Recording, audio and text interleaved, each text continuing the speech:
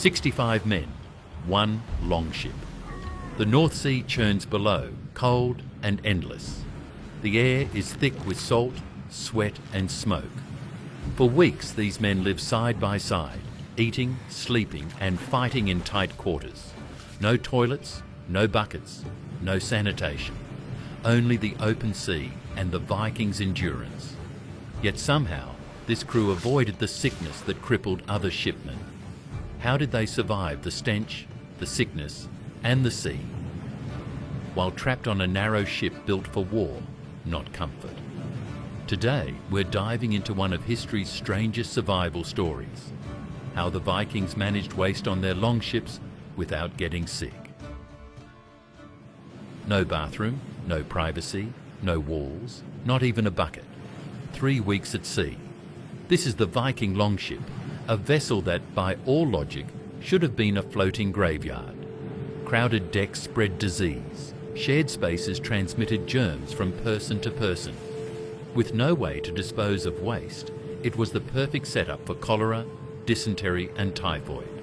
The same diseases that later wiped out sailors on far cleaner ships. Yet these Norse sailors conquered Iceland, colonised Greenland, reached North America 5 centuries before Columbus. The mystery becomes even stranger when you examine their reputation. Foreign visitors often noted something surprising. The Vikings were actually obsessed with cleanliness. An Arab diplomat, Ahmad ibn Fadlan, wrote about watching them wash every day in shared bowls of water. English chroniclers even complained that Vikings bathed every Saturday so regularly that the day itself became known as Laugardaga, or washing day. Archaeologists have even found graves filled with grooming tools, carved combs, tweezers, and little ear cleaners made from bone and antler. A civilization that valued hygiene above most medieval cultures, thriving in vessels, offering zero infrastructure for sanitation. How? The answer lies not in what Vikings built into their ships, but in what they systematically designed out, and in 3 integrated strategies that transformed architectural constraints into operational advantages. Summer 1904. While digging through blue clay in Oseberg, Norwegian farmers uncovered a dark shape buried deep in the earth. It was the preserved hull of a Viking ship, protected for 1,000 years by the peat that kept it from decay. The local farmer who owned the land, he wanted to open it to see if he can find something interesting, and he certainly did. Gustafsson, he was good at this, and he was very advanced in the way he saw that documentation was important, and we are very thankful for it. The excavation takes months. Archaeologists catalogue everything. Carved wooden posts depicting snarling beasts, a 4-wheeled cart with intact wheels, textile fragments still showing dye patterns, kitchen vessels, and even a wooden bucket with iron bands. The precision is meticulous. The expectations are reasonable. Surely somewhere in this floating household that carried 32 people, there must be evidence of how they managed biological necessities during weeks at sea. They find nothing. No stone hearths are designed for use on ships, no bronze braziers, no chamber pots, no signs of any area meant to serve as a latrine. The Oseberg ship, one of the most perfectly preserved Viking vessels ever found, shows no evidence of any sanitation system at all. Perhaps this was ceremonial? A burial ship never meant for practical voyaging? The Gokstad excavation of 1880 eliminates that theory. A true warship from 890 AD, this vessel carried massive water barrels, navigational tools, and practical cargo equipment. The wear patterns on the oar ports prove extensive use. Yet the pattern holds. Nothing for waste management. Fast forward to 2020. Ground-penetrating radar scans the Yellow Star ship before excavation begins, mapping every timber, every void, every artefact still buried. Modern technology reveals the same purposeful absence. Across 2 centuries of Viking ship excavations, one conclusion stands out clearly. Norse shipbuilders deliberately designed their vessels without any permanent sanitation facilities. The Longship, built with overlapping oak planks sealed with tar and animal hair, had a shallow draft for navigating rivers and open sides for quick movement. Every detail reflected a deliberate trade-off. Speed and flexibility came first, so anything unnecessary was left out, including toilets. This wasn't ignorance, it was a deliberate engineering choice, and it created both a deadly problem and a clever solution, one that only makes sense when you understand how dangerous the alternative could have been. HMS Thunderer, British Royal Navy, 1854. The ship carries dedicated sick berths, trained surgeons, and regulations governing hygiene and waste disposal. Sailors sleep in designated hammocks, eat from metal mess kits, and defecate in purpose-built heads with waste chutes dropping straight to the sea. Cholera kills 43 men in 2 weeks. This pattern repeated across centuries. Disease, not enemy fire, claim more sailors than combat throughout the age of sail. Typhoid incubates in contaminated water barrels, dysentery spreading through touch-contaminated surfaces. Respiratory infections are amplified by confinement. Vikings face conditions exponentially worse. The Hedeby 1 longship measured 30 metres long and just 2.7 metres wide, roughly 2 men per metre of length. 60 oarsmen worked on that vessel. They rowed in shifts, slept between the benches, ate cold provisions while spray soaked their wool cloaks. When storms hit, they couldn't go below deck. There was no deck below. Imagine how easily disease could spread. Hands wet with seawater and sweat gripped the same oars that others would use in the next shift. Food passed from unwashed fingers. Men huddled together for warmth, breathing the same cold air. If any waste had stayed on board, it would. One case of food poisoning should cascade through the crew within days. Lice pressed together in that density should spread typhus like brushfire. The mathematics of transmission in such confinement is brutal and unforgiving. Yet year after year, Viking fleets sailed, raided, traded, and returned. The answer begins with the ship's most distinctive feature, something that might have seemed like a weakness, but actually became the foundation of their entire sanitation strategy. A longship's freeboard, or the distance from the waterline to the edge of the deck, is about ½ a metre. Stand at the bow and hold on to the stem post, and the ocean is right there within arm's reach. This proximity was intentional. It made everything else possible. The first principle, immediate dispersal.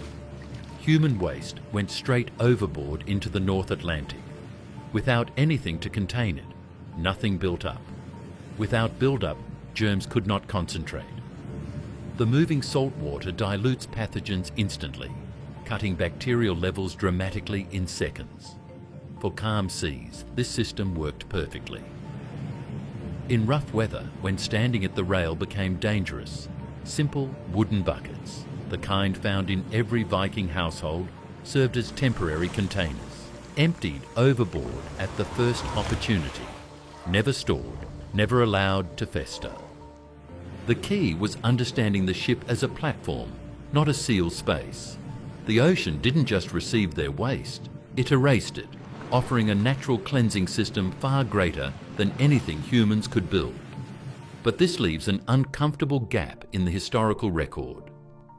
Women travelled these routes as well. The Oseberg burial includes 2 female bodies, and Icelandic settlement sagas describe entire families making the crossing. Scholars acknowledge that no direct evidence has survived. The most likely scenario is that temporary fabric screens were set up when the ship was anchored. Privacy was maintained through social customs rather than architecture, and women used the same bucket systems as men. It underscores a harsh reality. Dignity in this environment was negotiated socially, not engineered structurally. Yet even perfect overboard disposal only addressed immediate waste. The real genius lay in ensuring overboard was rarely more than a few hours from something even better: solid ground. The Longship's hull draws just 1 metre of water. Watch what this makes possible. While Mediterranean galleys required harbour facilities and deep water anchorage, a Viking vessel could beach almost anywhere. Sandy coves, gravel shores, river mouths. The crew simply waited for a favourable tide, rowed hard toward land, and let momentum carry the bow onto shore. 30 seconds later, they stepped off into ankle-deep water. Suddenly, shipboard sanitation becomes a temporary problem, not a permanent condition. Over 200 documented Viking harbour sites stretch from Norway to Newfoundland. These weren't formal ports. Most lacked structures entirely. They were geographic features: protected beaches, fresh water sources, flat ground for overnight camps. A network of reset points averaging one every 200 kilometres of coastline. But the Torksey excavation in England reveals the full scale of this strategy. What appeared to be a simple river landing was actually a 55-hectare winter base, larger than many contemporary towns. Archaeologists found post holes from dozens of temporary structures, hearth pits, workshop areas, and even evidence of families wintering over. The Viking Great Army of 872 to 873 AD didn't camp here. They built a temporary city. Every beaching became a sanitation reset. Men dispersed inland to relieve themselves in soil that would absorb and process waste naturally. Cooking fires, which were crucial on land, were not possible aboard the ships. Clothes could be washed in streams, bodies scrubbed with sand and cold water. The accumulated biological burden of shipboard life dispersed harmlessly into the environment. The ship never had to be a toilet because the ship was never far from land. This strategy came with an environmental cost. Popular sites such as Derby, Birka, and major fjord anchorages suffered concentrated contamination. Archaeological digs in medieval towns reveal that intestinal parasite levels were much higher near Viking trading centres. In effect, Norse sailors protected the health of their crews by shifting the sanitation problem onto the populations on land. But even frequent beaching couldn't eliminate every shipboard health risk. The next layer of protection relied on nothing but culture, enforced with the power of social rules rather than tools or technology. Two discoveries, separated by 1,000 years, reveal the same truth. A woman's grave in Greenland yields a leather pouch containing a double-sided bone comb, teeth worn smooth from daily use. Analysis reveals wear patterns consistent with habitual maintenance, not occasional vanity, but systematic discipline. John of Wallingford's 1220 AD Chronicle records English complaints about Viking settlers. They combed their hair daily, bathed every Saturday, changed their garments often. His grievance wasn't about violence, it was about hygiene, making them attractive to English women. The Norse didn't just value cleanliness, they ritualized it. Logardaga, or washing day, survives in modern Scandinavian languages as Saturday. Every seventh day, Vikings bathed as a matter of cultural tradition. In winter, this required heating precious firewood, while during voyages it meant scrubbing with cold seawater and sand at the first opportunity, once they reached shore. The practice wasn't optional, it was scheduled into the week like work or worship. This created a profound epidemiological protection Vikings never intended. Lice and fleas vector devastating diseases. Rickettsia prowazekii, the bacterium causing epidemic typhus, spreads through lice faeces, entering scratched skin. Medieval armies regularly lost more soldiers to typhus than to combat. Daily combing physically removed adult lice before they could reproduce. Weekly bathing disrupted the parasite life cycle. The ornately carved combs found in Viking graves weren't status symbols. They were survival tools that happened to be beautiful. Every crew member became a node in a distributed defence network. Reputation enforced compliance. Showing up unkempt, smelling rank, lousy, these invited shame powerful enough to modify behaviour even in exhausting conditions. Yet Viking protocols weren't epidemiologically perfect. Ibn Fadlan's account describes communal washing rituals where multiple men shared the same bowl of water sequentially, a practice that would efficiently spread surface bacteria.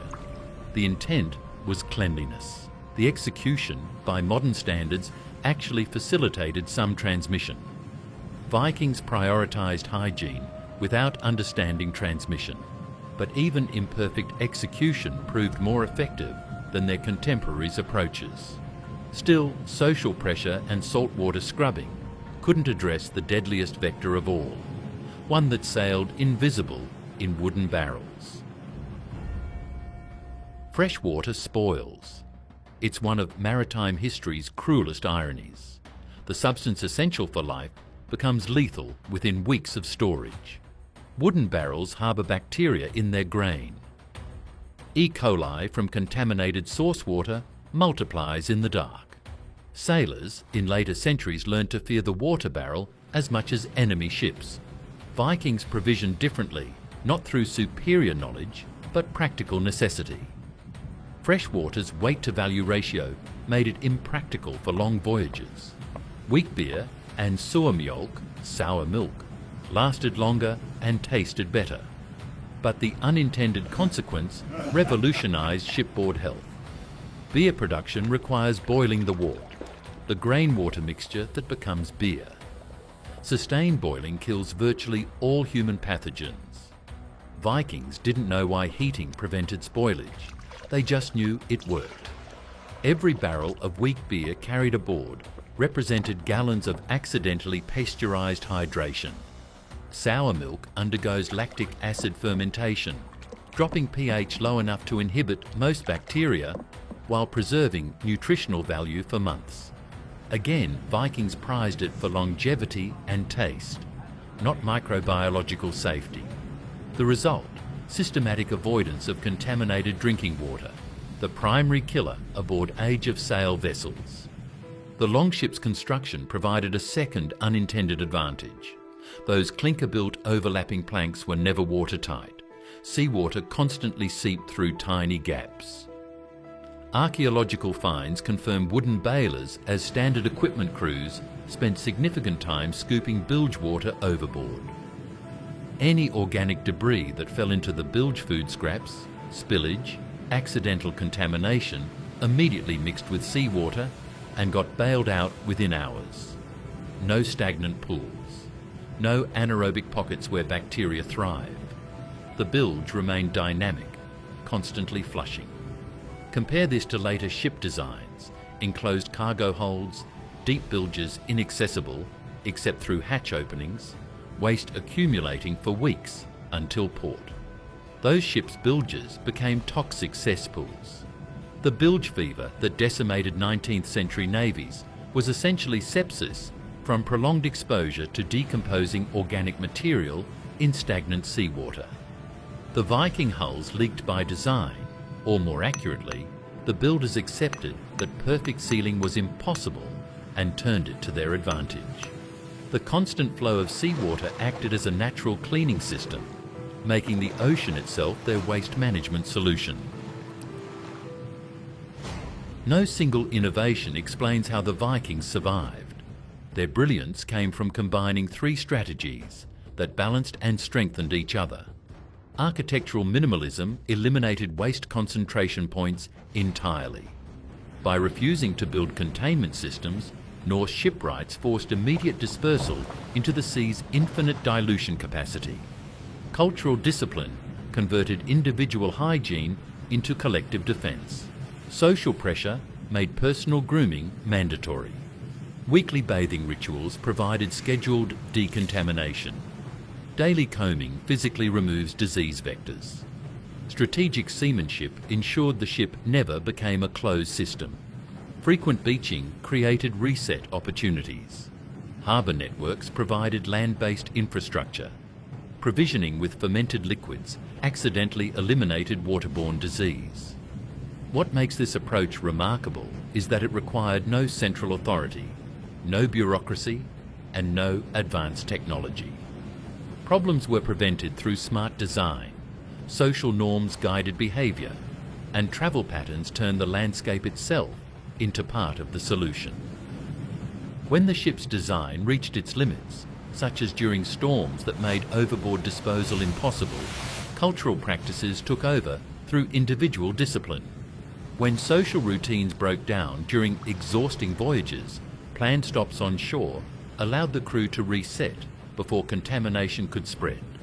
And when neither design nor discipline could prevent spoilage, careful provisioning eliminated the risk before it became a problem. The Vikings never eliminated disease. Intestinal parasites remained endemic.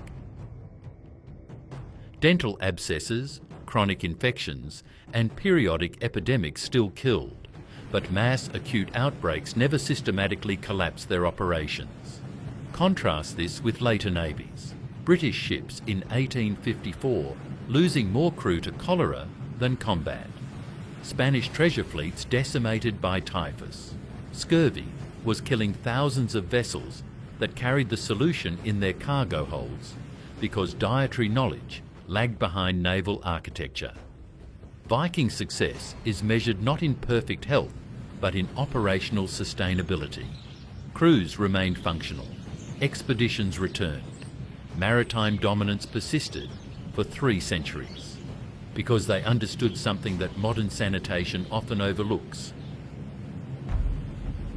They reached Iceland in 874 AD, Greenland by 985, North America around 1000. Their survival was not in spite of the ship's sanitation limits. It was because the Vikings designed their strategies around those very constraints, turning what could have been a deadly weakness into an advantage. Modern vessels contain waste through holding tanks and treatment systems. Vikings dispersed it instantly. Contemporary navies confined crews to control behaviour. Norse culture embedded discipline so deeply that external enforcement became unnecessary. Today's ships seek technological solutions to biological problems. Viking engineering simply designed problems out of existence. The breakthrough was about mindset, not technology. An open deck left sailors exposed to cold and wet conditions, but it stopped germs from building up. A hull that leaked constantly meant hours of bailing, yet it kept the ship flushed with seawater. Stopping frequently onshore slowed their progress, but it removed the sanitation problems that sank other crews on long voyages. No Viking Age manuscript explains their approach to sanitation. The system survived through practice, a culture-wide solution for staying alive in conditions that should have been deadly. Buildings fail, technology breaks, bureaucracies collapse under pressure. But a system built into the ship's design, daily routines and travel habits has no single point of failure. It bends under pressure instead of breaking, keeping the crew alive when everything else might have failed. 5 centuries before Columbus, Norse sailors stood on the beaches of North America, alive, capable, and ready to explore further, because they had mastered an ancient truth. The best waste management system is one that never lets waste build up. Sometimes the smartest solution is realizing you do not have to solve the problem directly. You just have to find a way to work around it.